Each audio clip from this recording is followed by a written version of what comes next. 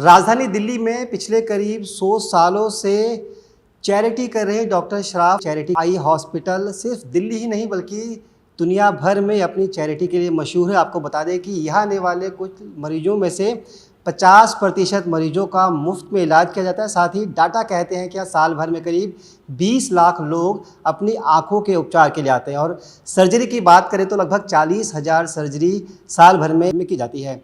क्या है इस पूरे चैरिटी के पीछे विज़न, क्या है मिशन, क्या है फ्यूचर में और क्या कुछ करने वाले हैं, इसी मुद्दे पर बातचीत करेंगे। आज हमारे साथ डॉक्टर शराफ चैरिटी आई सेंटर के सीईओ डॉक्टर उमंग माथुर जी, जानेंगे उनसे फ्यूचर प्लान और हॉस्पिटल किस तरह से लोगों के लिए हर कदम पर उनका साथ दे रहा है। डॉक्टर साहब, बहुत बहुत स्वागत है आपका नवोदय टाइम्स पंजाब के इस समूह में। सर, 100 साल एक लंबा समय हो गया, आप सिर्फ दिल्ली में नहीं बल्कि देश भर में जगह जगह आपकी ब्रांचेज हैं। इतना लंबा सफ़र कैसे तय किया? ये तो एक मिशन जो है डॉक्टर SP श्रॉफ इसके फाउंडर थे, पारसी डॉक्टर, जिन्होंने चांदनी चौक में अपनी ट्रेनिंग के बाद एक धर्मशाला से शुरू किया और फिर उन्होंने देखा कि आंखों की प्रॉब्लम्स बहुत हैं और उसकी ज़रूरत है, तो उन्होंने उस टाइम की ब्रिटिश गवर्नमेंट ने दरियागंज में ये करीब 5 एकड़ लैंड पे ये आई हॉस्पिटल बनाया और वो तभी से उस मिशन पर काम कर रहे हैं, जिसमें हम किसी के पास साधन हो या ना हो, वो यहाँ से वापस नहीं भेजा जाएगा बिना अपने ट्रीटमेंट के। और ये 1927 में लेडी इरविन ने इसका इनॉग्रेट किया था और महात्मा गांधी, श्री राजेंद्र प्रसाद जी और फिर बाद में जो फर्स्ट हेल्थ मिनिस्टर रही हैं राजकुमारी अमृत कौर, ये सब यहाँ पे मरीज या विजिटर की तरह आ चुके हैं। सो बहुत ही ग्लोरियस इसकी पास्ट रही है हॉस्पिटल की। It was a well known hospital.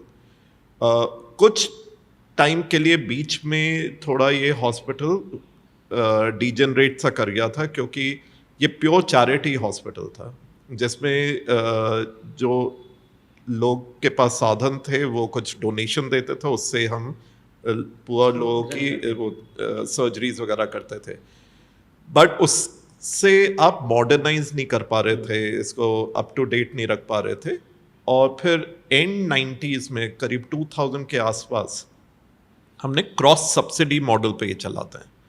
सो इसमें जो लोग पे कर सकते हैं अपने ट्रीटमेंट के लिए, वो अपना इलाज पेमेंट से करते हैं, प्राइवेट साइड से, और 50% वर्क हम कंप्लीटली फ्री करते हैं जो जिनके पास साधन नहीं है जी। और उससे हम अपनी ऑपरेशनल कॉस्ट जो है हॉस्पिटल की चला लेते हैं। एक एवरेज रूटीन में कितने लोग यहाँ पर आते होंगे, और इसके साथ साथ जो आपकी दूसरी ब्रांचेज हैं जहाँ पर आप लोगों को सेवाएं देते हैं, उनकी मदद करते हैं, वहाँ पर किस तरह का सिस्टम है आपका? ये जो दरियागंज हॉस्पिटल है, इसमें हम करीब 1200 मरीज रोज देखते हैं और यहाँ पे बस मरीज और सुपर स्पेशलिटी जो आई के हैं, जैसे रेटिना हो, बच्चों की आंखों की प्रॉब्लम, कॉर्नियल ट्रांसप्लांट, पुतली की प्रॉब्लम्स, काला मोतिया, वो सारे ट्रीटमेंट्स अवेलेबल हैं, सारे स्पेशलिस्ट अवेलेबल हैं। बट ट्रीटमेंट के साथ साथ हम यहाँ पर काफ़ी ट्रेनिंग भी करते हैं। यहाँ पे हमारे पास यंग डॉक्टर्स आते हैं सर्जिकल ट्रेनिंग के लिए, और हम लड़कियों को जिन्होंने 12वीं कक्षा पास करी हुई है, उनको हम 2 साल के कोर्स से आई के पैरामेडिक्स का भी कोर्स करते हैं, और उससे वो जैसे चश्मे का नंबर निकालना, रिफ्रैक्शन, आई का बेसिक टेस्ट करना, या ओटी में सर्जन को असिस्ट करना, काउंसलिंग करना, ये सारे डिफरेंट स्ट्रीम्स हैं। करीब 7-8 साल से हम ये काम कर रहे हैं। इसमें हमने करीब 2000 लड़कियों की हम ट्रेनिंग कर चुके हैं ऑलमोस्ट 2 इयर्स से। बट हमने देखा कि दिल्ली में तो ट्रीटमेंट तब भी कुछ अवेलेबल है। आप ज़रा सा बाहर जाएं बड़े शहरों के, तो वहाँ पर पूरी डिस्ट्रिक्ट्स में हार्डली कोई सर्विसेज अवेलेबल है। और इसीलिए हमने पहले अलवर राजस्थान में हॉस्पिटल एक खोला, बट अब हमारी और 6 ब्रांचेज हैं, वृंदावन, सहारनपुर, मेरठ, मोदी नगर, लखीमपुर खीरी, इन सब जगह हमारे हॉस्पिटल्स हैं। उन हॉस्पिटल्स के ही आसपास की लड़कियों को हम ट्रेनिंग करके वहाँ पे वो काम करती हैं, लाइवलीहुड्स भी हम क्रिएट कर रहे हैं, और हमारे डॉक्टर्स जो हैं वो वहाँ पे सर्जरीज कर रहे हैं, और सारी जो सुविधाएं 90-95% जो दिल्ली में अवेलेबल हैं हम वहीं पे प्रोवाइड कर रहे हैं। अगर हम पूरे सिस्टम में देखें तो हमने पिछले साल करीब 8 लाख पेशेंट देखे क्लिनिक्स में, और हम डोर टू डोर स्क्रीनिंग भी करते हैं विलेजेस में। पिछले साल हमने करीब 3000 विलेजेस जो हैं यूपी एरिया में, उधर डोर टू डोर स्क्रीनिंग करके हमने करीब 20 लाख लोगों की स्क्रीनिंग करी। मतलब खुद से आप लोग इनिशिएटिव लेते हैं और लोगों के घर जाते हैं, चेक करते हैं? क्योंकि आप हॉस्पिटल भी खोल लीजिए, वहाँ पे भी पहुँचना किसी बुजुर्ग के लिए मुश्किल है, स्पेशली औरतों के लिए और भी मुश्किल है, और बच्चे भी नहीं पहुँच पाते। उसको देखते हुए हमने प्राइमरी केयर क्लिनिक्स खोली जिन्हें हम विजन सेंटर कहते हैं, और यही जो युवतियां हैं इनको हम ट्रेनिंग करके उस क्लिनिक में, जिसमें पूरा इक्विपमेंट होता है, स्लिट लैम्प, प्रेशर चेक करने के लिए, काला मोतिया के लिए, चश्मा की जांच के लिए, चश्मे की बिक्री भी होती है, और इनमें हमने टेली ऑफ्थल्मोलॉजी लगाया हुआ है, जिसमें कि कोई ऐसी बीमारी है जो डॉक्टर का कंसल्ट चाहिए तो वहीं से इमेज इलेक्ट्रॉनिक मेडिकल रिकॉर्ड से हमारे डॉक्टर्स के पास यहाँ आ जाती है, और फिर यहाँ से ही हम कंसल्ट कर लेते हैं। जिसको इमरजेंसी या कुछ है तो वो हॉस्पिटल पहुँचाया जाता है, नहीं तो कुछ चीज़ें वहीं पे ट्रीट हो जाती हैं। और कोविड के टाइम में गवर्नमेंट ने टेली कंसल्टेशन का लॉ भी आ गया था कि डॉक्टर यहाँ से पूरा इलाज प्रिंट करा सकता है और वहाँ पे ट्रीटमेंट मिल जाता है।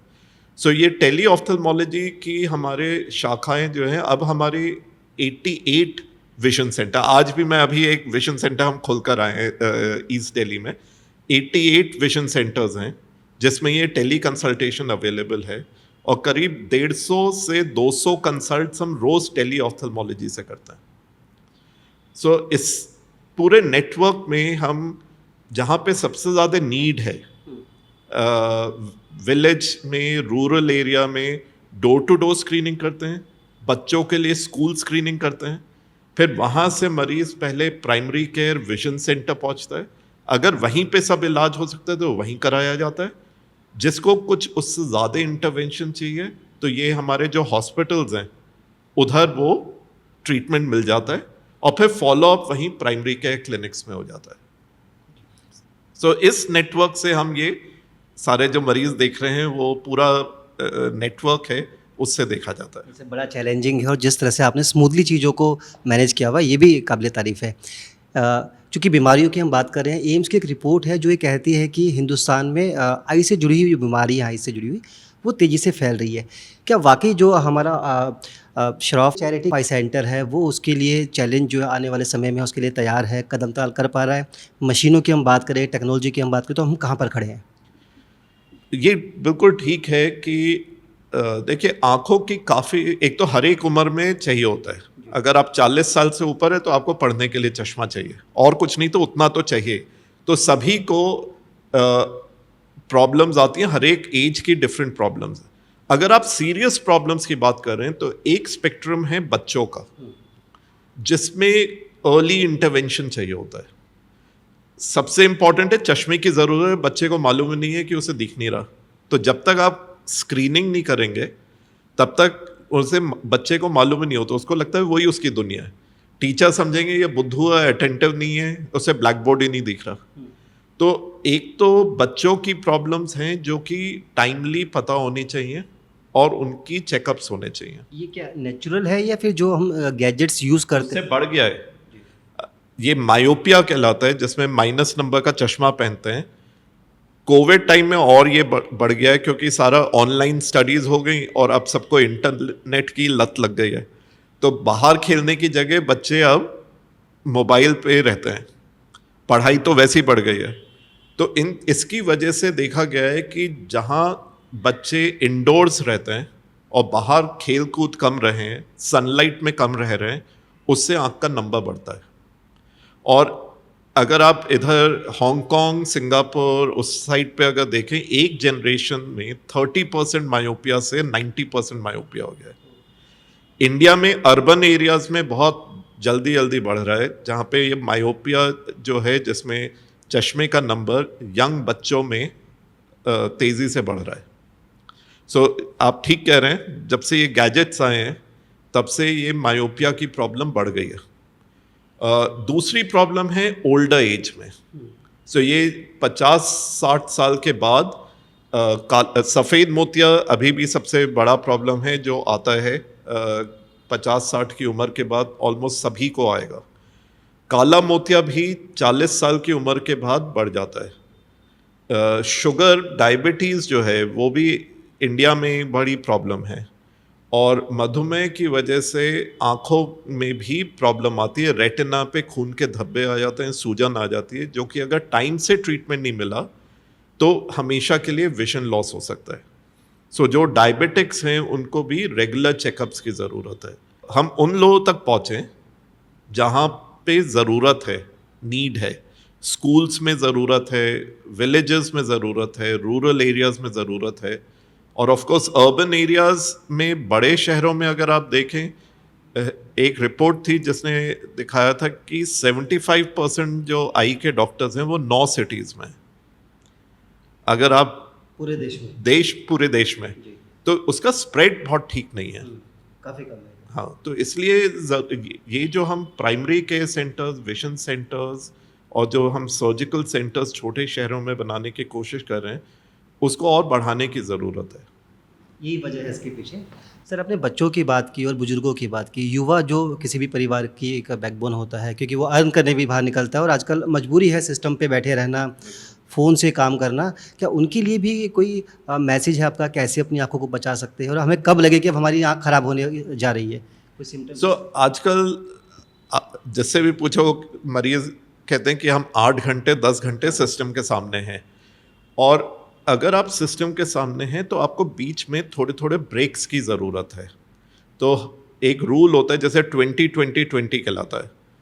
हर 20 मिनट में 20 सेकंड का ब्रेक लें और 20 फीट दूर थोड़ा देखें। उससे 2 कारण हैं। हमारी आंखें जो हैं वो बनी तो थी दूर देखने के लिए, ठीक है। जब हम नज़दीक का काम करते हैं तो वो दोनों आंखें पास आती हैं। ये एक एक्स्ट्रा एफर्ट है, और आँख की जो पुश्तियाँ हैं वो थक जाती हैं अगर आप लगातार नज़दीक का काम करें। तो बीच बीच में ब्रेक देना ज़रूरी है। दूसरी बात है कि हम जब नॉर्मली आपसे जैसे मैं बात कर रहा हूँ, तो करीब हर मिनट में मैं 20 बार अपनी पलक झपकाता हूँ अनकॉन्शियसली। जब हम पढ़ते हैं तो वो कम हो जाता है, हम 7-8 बार ब्लिंक करते हैं। और जब मॉनिटर पे देख रहे होते हैं तो कई बार हम बस 2 से 3 बार पूरे मिनट में ब्लिंक कर रहे होते हैं, पलक झपका रहे होते हैं। उससे आँख की जो है वो खुश्की हो जाती है, ड्राइनेस हो जाती है, क्योंकि हर एक पलक झपकने से आँख के ऊपर एक टीयर फिल्म आती है। तो इसलिए आप छोटे छोटे ब्रेक्स शुरू से लेते रहें। पहले 2-3 घंटे में आपको दिक्कत नहीं होगी, बट उसके बाद आपको लगेगा सिर में दर्द हो रहा है, थकावट हो रही है, मन करता है कि कुछ रेस्ट करें। वो इसलिए होता है क्योंकि आपको ब्रेक्स नहीं मिल रहे। तो ये 20-20-20 का अगर आप रूल अपनाएं शुरू से, तो ये प्रॉब्लम्स कम होंगे। रात को भी देखा जाता है कि लोग बेड पर भी आजकल फ़ोन लेके साथ जाते हैं, लाइट बंद रहती है लेकिन ब्लैंकेट के अंदर या वैसे वो फ़ोन देखते रहते हैं। तो क्या भविष्य खतरनाक है इन चीज़ों का? एक तो ये देखा गया है कि आपको रात में नींद आने के लिए भी अपना स्टिमुलस कम करना चाहिए। अगर आप पूरे टाइम विजुअल स्टिमुलस आपको मिलता रहेगा, और वो भी ब्राइट स्टिमुलस, कि कभी कुछ इमेज चेंज हो रही है, कभी कलर्स आ रहे हैं, तो आपको एक तो नींद आने में दिक्कत होगी, और आपकी पूरी बॉडी की साइकिल जो है सोने की वो बिगड़ जाएगी। और उससे अगर आप ठीक से आपने नींद नहीं सो नहीं रहे, आजकल बच्चों को मैं देख रहा हूँ 2-2 3-3 बजे से पहले सो ही नहीं रहे, सुबह स्कूल भी जाना है। तो आपकी नींद अगर पूरी नहीं है तो उसका असर तो होएगा ही लॉन्ग टर्म पे, पूरी हेल्थ पे, आपके फटीग, आपकी अटेंशन स्पैन, कंसंट्रेशन, उन चीज़ों पे फ़र्क पड़ेगा। सो इन डिवाइसेस के ये प्रॉब्लम्स हैं, और कुछ हमें लॉन्ग टर्म में मालूम चलेंगे। अभी जो हम देख रहे हैं उसका असर हमें दिखेगा 10 साल बाद, बट अभी भी अगर आप देखें तो ये जो हेडेक होना, सिर में दर्द के साथ बच्चे आ रहे हैं, या उन्हें कंसंट्रेशन नहीं कर पा रहे, ये इसीलिए हो रहा है क्योंकि आप ठीक से सो नहीं रहे, आपका डिसिप्लिन जो एक बॉडी की साइकिल का है वो मेंटेन नहीं हो रहा है। सो इसलिए बच्चों को थोड़ा इन गैजेट्स का कम इस्तेमाल करें, कुछ डिसिप्लिन रेगुलेशन ज़रूरी है। और बड़े भी 2020 का जो आपने फार्मूला बताया उसको फॉलो करें। सर मानसून चल रहा है और बरसात में अक्सर आँखों की समस्या लोगों की बढ़ जाती है, चूँकि आप तो सीनियर डॉक्टर भी हैं। शराफ की अगर हम बात करते हैं तो क्या लगता है कितना फ़र्क दिखता है पूरे साल भर में और इस ये 2 महीने के जो रेनी सीज़न होता है इसके अंदर, और लोग किस तरह की समस्या साथ लेके आते हैं? सो रेनी सीजन में एक इन्फेक्शंस थोड़े से बढ़ जाते हैं, जो आँख दुखने आना, कंजंक्टिवाइटिस जो है, ये वायरल इन्फेक्शंस जो है फैलते ज़्यादा हैं, क्योंकि आपने कुछ छुआ, उससे आँख में रब किया, फिर वो किसी और ने उससे छुआ, वो फैलने के चांसेस बढ़ जाते हैं। सो इन दिनों पे अक्सर हमारे को ये आँख के इन्फेक्शंस ज़्यादा दिखते हैं, जिसके लिए आपको जनरली अपने हाथ वाथ साफ रखने चाहिए। और अगर किसी का तौलिया आप यूज़ ना करें, अपना तौलिया अलग रखें, जैसे कि वो स्प्रेड ना करे कंजंक्टिवाइटिस। बट कुछ हद तक ये बहुत सारी धारणाएं भी बनी हुई हैं।